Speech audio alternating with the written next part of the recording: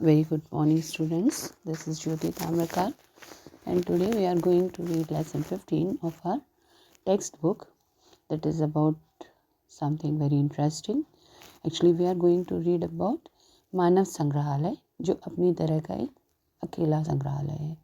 Right? So, संग्रहालय refers for museum. Okay.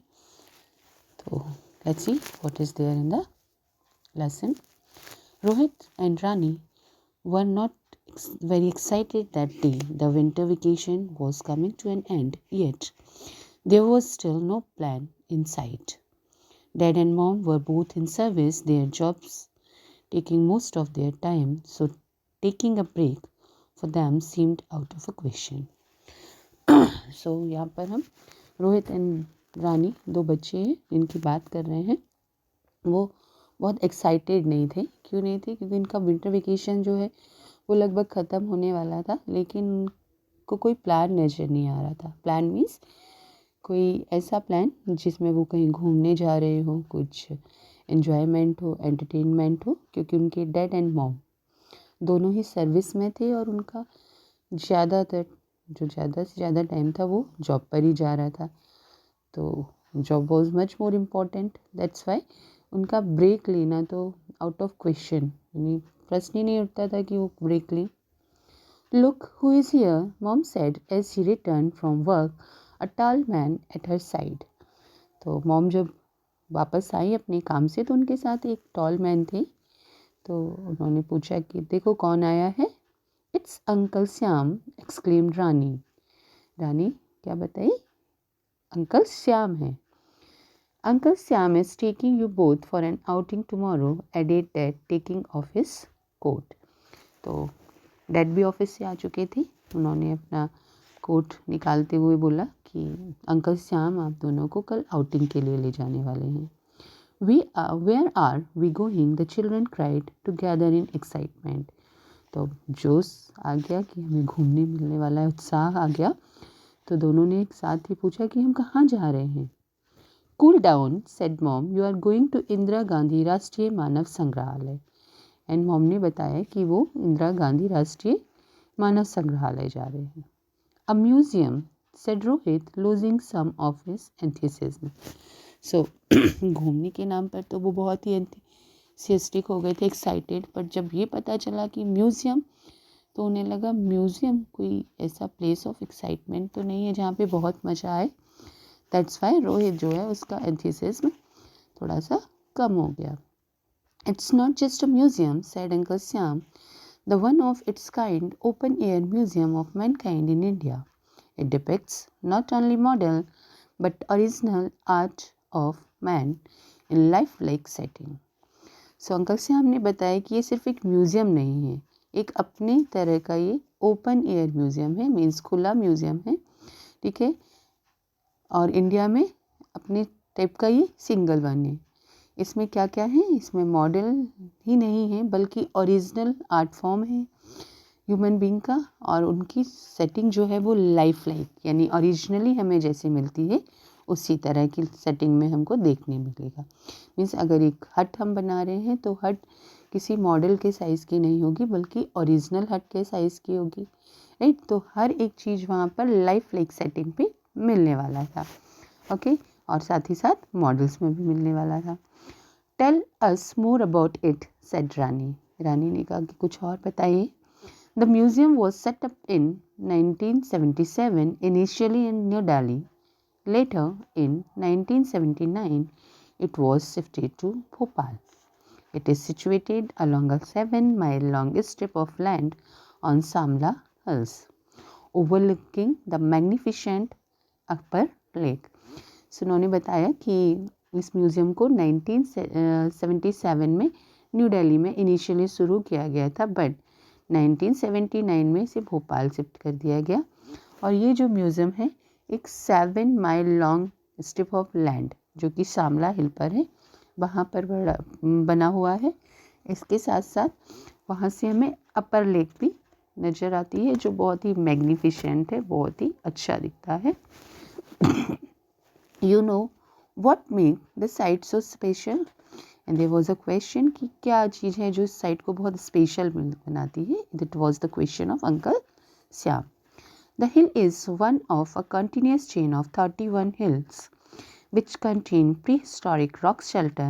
There are 36 caves containing prehistoric paintings situated in 4 locations in the museum premises.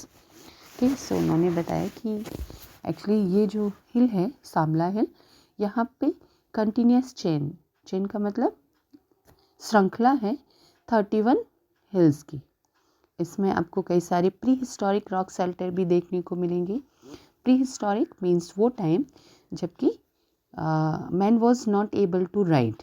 ठीक है, तो वहाँ से जो हमको क्लोज मिलते हैं वो जनरली पेंटिंग से मिलते हैं. ठीक है, या उनके टूल्स से मिलते हैं. सो उन्होंने बताया कि वहाँ पे आपको प्री हिस्टोरिक रॉक शेल्टर यानी केव्स जो है जहाँ पर इंसान रहा करता था वो भी मिलने वाले हैं. और यहाँ पर 36 केव्स हैं जिनमें प्री हिस्टोरिक पेंटिंग्स करी गई हैं. और ये एक ही जगह पर नहीं है बल्कि 4 लोकेशंस पर आपको देखने को मिलेंगी म्यूज़ियम प्रीमाइसेस के अंदर, म्यूज़ियम का जो एरिया है उसके अंदर. Are there any dinosaur painting in the caves, asked Rohit. Rohit ने पूछा कि क्या कोई डायनासोर की पेंटिंग मिलेगी वहाँ. Men did not appear till million of years after the dinosaur had died out. Death intervened. The early man probably did not think of their existence, so there is no question of any dinosaur painting. But you may know much about the life and times of cavemen when you see the cave paintings yourself. So अब dad ने बीच में इंटरवेंट किया. ठीक है, यानी वो भी बोले, क्या बोले कि जब इंसान जब आया इस दुनिया में उससे कई मिलियन ईयर्स पहले डायनासोर ख़त्म हो चुके थे. तो शायद अर्ली मैन ने तो डायनासोर जैसी किसी चीज़ के बारे में सोचा ही नहीं होगा. तो डायनासोर की पेंटिंग की तो बात ही नहीं होती है. ओके, तो लेकिन जब आप इन रॉक पेंटिंग्स को देखेंगे, उन केव्स को देखेंगे जहाँ पर अर्ली मैन रहते थे, तो उनकी लाइफ और उनके टाइम के बारे में आपको बहुत कुछ उन पेंटिंग्स में देखने को मिलेगा. आप जब खुद जाएंगे तो आपको समझ में आएगा. The next day uncle Shyam took the children to their promised tour to the history of man from the Stone Age to modern age. As they got off from their ride on the main entrance of Indira Gandhi Rashtriya Manav Sangrahalaya, Rani exclaimed, "Rohit, look, what a wonderful gate." तो दूसरे दिन बच्चों की जो promise tour थी वो होने वाली थी और वो पहुंच गए वहाँ पर. और उस टूर में वो देखने वाले थे हिस्ट्री ऑफ मैन, जो स्टोन एज से शुरू होकर के मॉडर्न टाइम्स तक उन्हें दिखाने वाला था. तो जैसे ही वो अपने राइड जिस भी व्हीकल से गए हैं वो उतरे तो उन्हें मेन एंट्रेंस दिखाई दिया इंदिरा गांधी राष्ट्रीय मानव संग्रहालय का. और the gate was wonderful.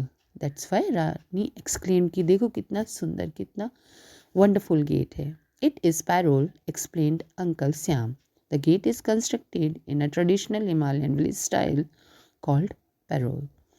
So uncle Shyam ने बताया कि ये जो गेट है दैट इज़ पैरोल. ओके, और ये ट्रेडिशनल हिमालयन विलेज स्टाइल में बनाया गया है.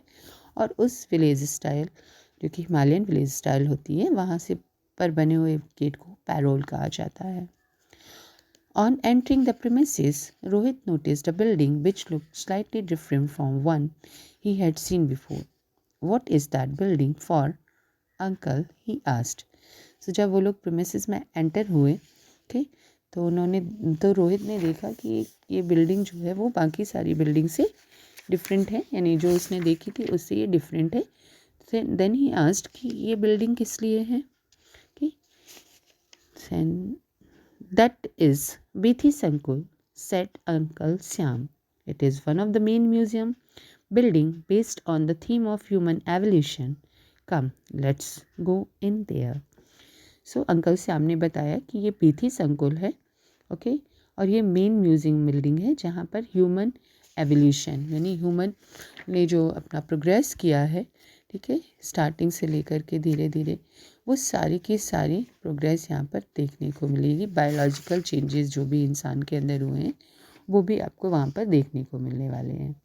The children felt thrilled as they walked past exhibit which depicts various stages of biological change in the evolution of man through life-size model, photograph and sketches. तो बच्चे जब उस area से निकले, उस वीथी संकुल के अंदर गए और उन्होंने देखा कि वहाँ पर कुछ लाइफ लाइक मॉडल्स हैं, कुछ फोटोग्राफ एंड कुछ स्केचेस हैं जिसमें ह्यूमन बींग्स में स्टार्टिंग से लेकर के, यानी जब वो ह्यूमन बीइंग की तरह सीधे होकर नहीं चल पाते थे, उससे लेकर के आज की कंडीशन में वो कैसे पहुँचे, वो सारी की सारी पिक्चर्स वहाँ देखने को मिले. Then Rani and Rohit got thrilled. Rohit, look at the boats. They are beautiful, aren't they? Said Rani, pointing towards the lake as they come out of the building. The children ran excitedly and reached the place near the lake which looked exactly like a coastal village.